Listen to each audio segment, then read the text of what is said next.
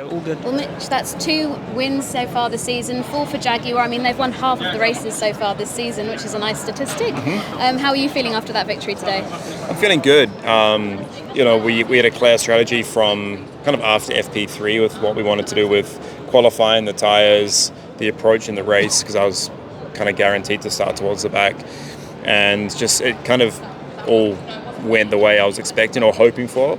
And look, it's not easy to execute these races, but just the timing of the attack, everything was just spot on. So a real collective effort between me and my strategy team to get this type of race executed. But still, in the back of my mind, is my 1 lap pace is still not quite there. So I'll keep working on that. And Monaco's very much a track position type of track. So.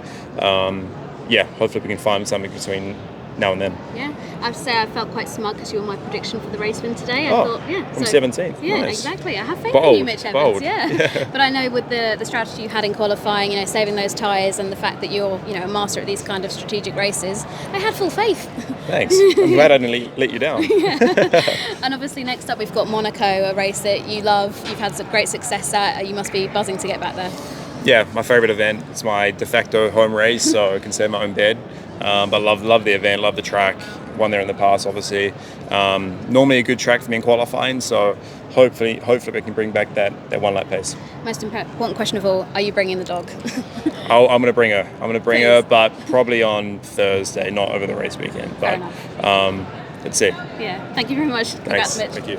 Your championship fight's coming back. They're a really great weekend for you, I suppose. Good. I mean, I had a few doubts coming into this weekend if it was going to happen, but I think, we scored good points. I think the team did a really good job helping me gain a bit of confidence back. My race engineer did a really solid job over the last few weeks to try and put the car in a good window, and we were good on 1 lap and we were good in the race, so that's really important. So I suppose really good for the team as well, because it's been tricky. The title defence. You think now you've learned a lot, and going into tracks like Monaco and so forth, where you've had past success, that this can be the click into gear to really win a couple more. Honestly, it's so close this year that you can't be so confident that it's going to be okay. I mean, we just have to keep working and doing our best and trying to score as many points each weekend. But you see, like, Edo's super quick, Pascal's super quick.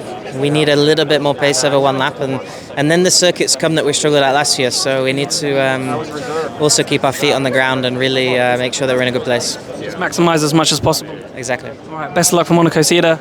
A good race from you, I suppose. Obviously, the attack mode got you up the field. You had good energy, but then kind of got caught in the end and couldn't get back to the podium. I suppose that's your race. How did you see it?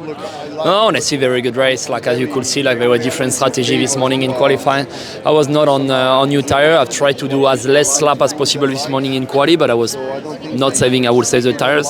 And at the end, honestly, we did as a team a really good job scoring points with both cars in top 5. It's something we're trying to improve now for some time because at the end, Nissan Formula E is still quite a new team compared to some other teams on the grid, and to put both cars in top 5, it's something which is quite tough in Formula E. There's not so many people who's able to do that, so it's something we are pushing for now in terms of strategy, in terms of doing things, working together with Oliver and the engineer in terms of communication, and now it's a really positive result today.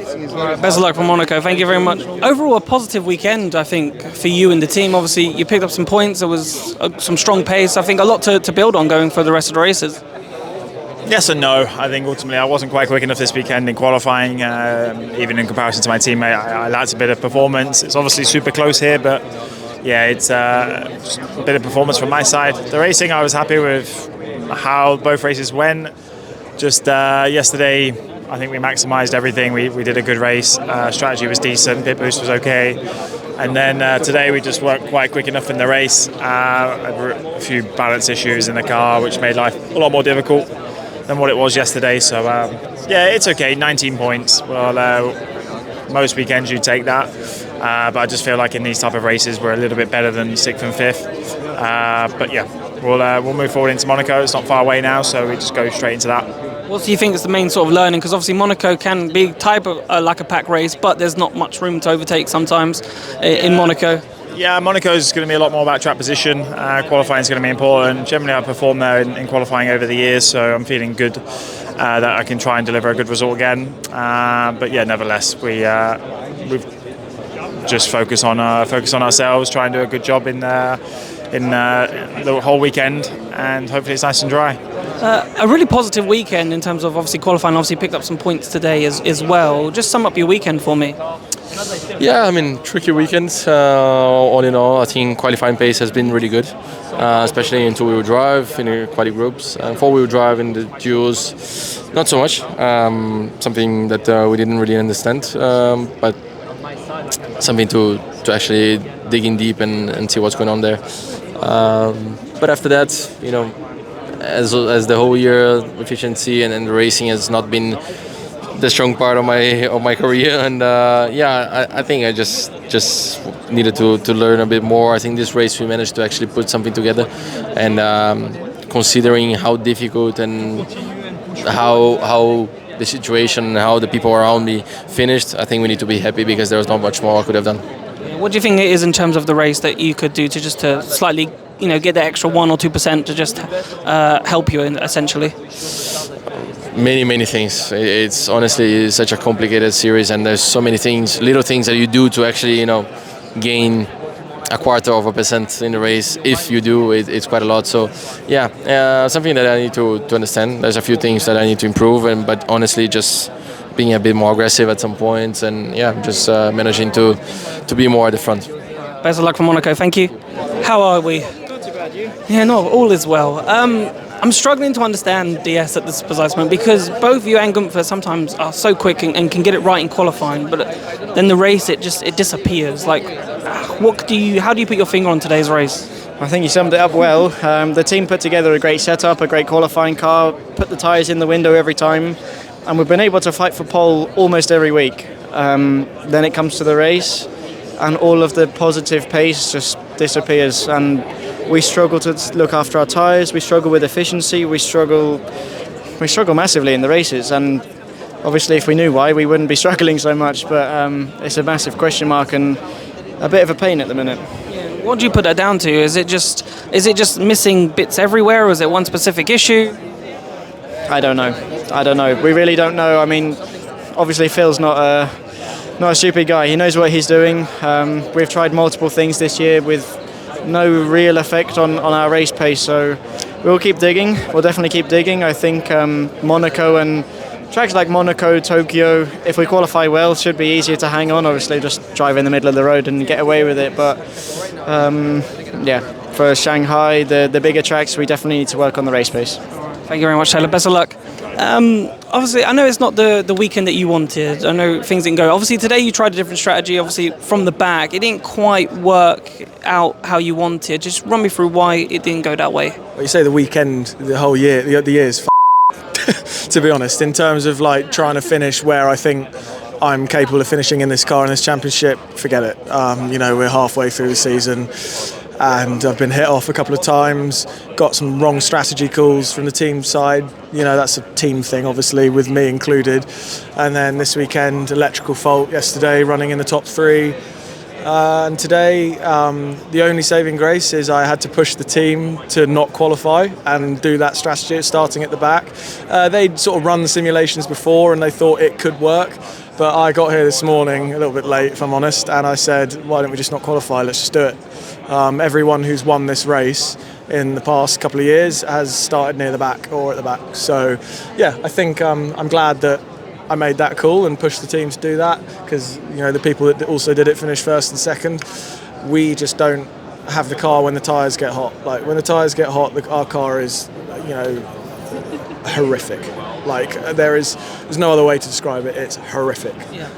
And I don't really think there's that much we can do, like from a systems point of view, or how we set the car up mechanically. We're very similar to the Porsches. We have their data. If anything, they go even further, on the oversteer side or whatever. But I think it's just something fundamentally mechanical with our car. So don't really know what else we can do. Jack and Mike, my two engineers, we always seem to put the car in the window in terms of pace. We're always there.